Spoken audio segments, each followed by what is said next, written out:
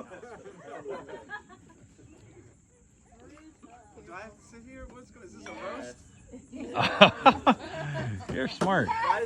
You're a smart guy. Alright, this is crap. Alright, so make sure you guys laugh, okay? Jackson, how did you let this happen?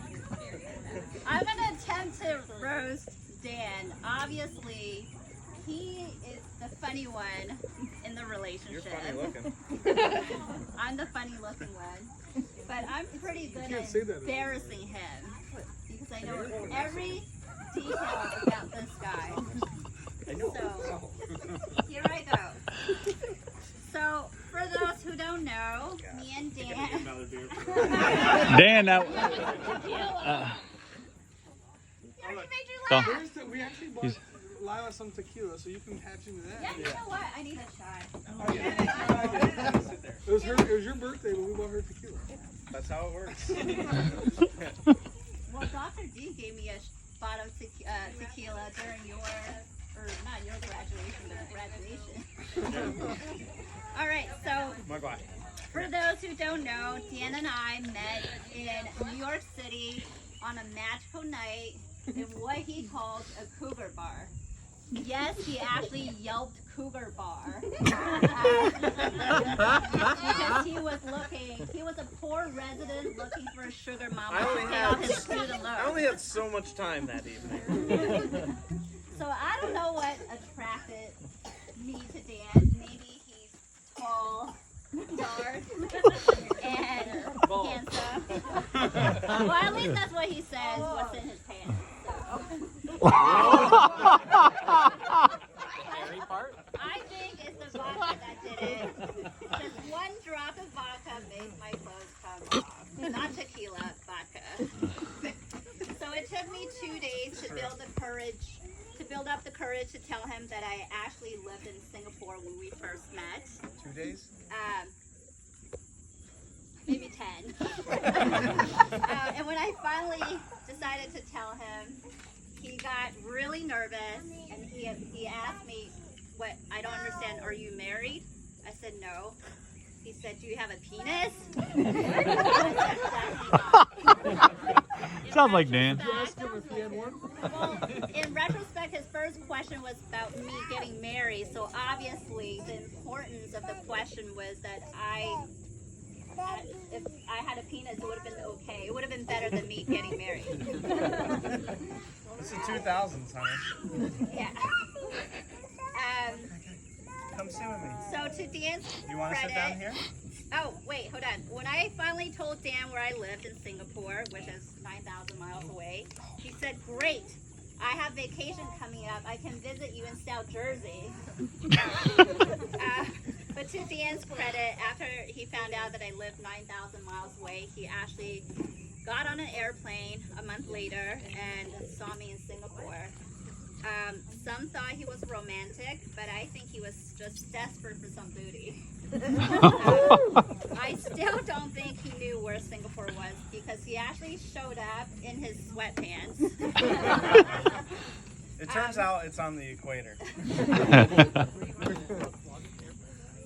So we were engaged and married the following year in a winery. That's where I actually met some of you. Dan is horrible with names and introductions. And at that time I was like, do you even know these people who invited? Dan is so bad with names, he can't activate our Amazon Echo because he can't remember Alexa. Yeah, we named our kid Aaliyah. That would be No, he just calls her bitch every single day. She doesn't respond. So we've been married for almost 5 years now, next week. Yeah, time went by really fast. It's been blissful. He's a wonderful husband and abide by my 3 most important rules. Do you want to tell everybody what those rules are? I'm not aware of any. So I'm always right. What's mine is mine, and what his is mine. And when in doubt, revert to the first rule. So, honey, Might have heard that before. Well, I love you so much. You can be right today. Oh.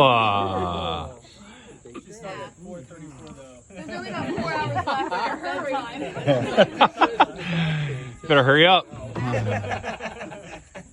So at 40, Dan's head is just as bald and soft as a baby's butt.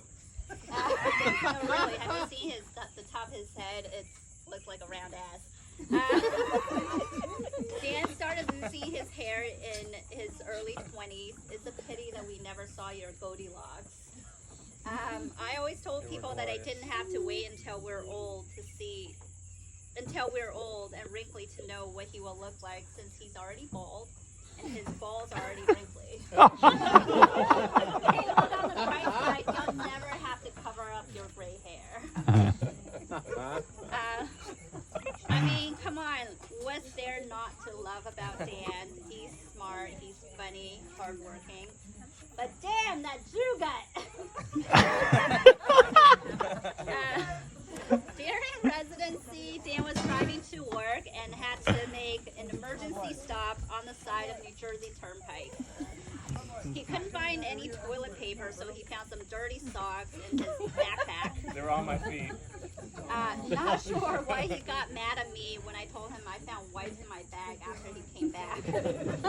I'm sure all who operated with him can attest to this, that they've experienced the aftermath of our Thai dinners from the previous nights. And honey, I promise I won't talk about the time after he ate Mexican. I won't.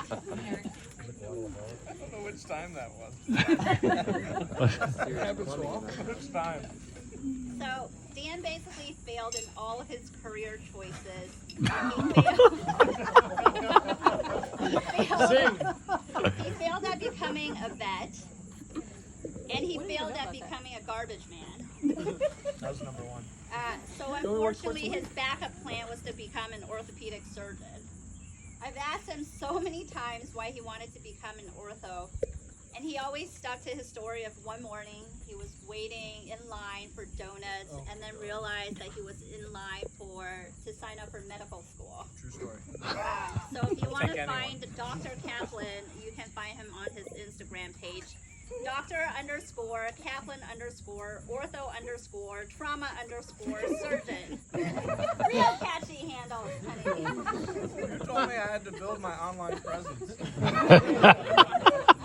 TikTok. So life with Dan is never boring. We're consumed by his daily jokes and pranks. He's definitely an amazing father who loves to tell dad jokes. He subscribed, and the reason I found out that he's actually funny, I thought he came up with all the jokes, but he's actually just subscribing to bestdadjokes.com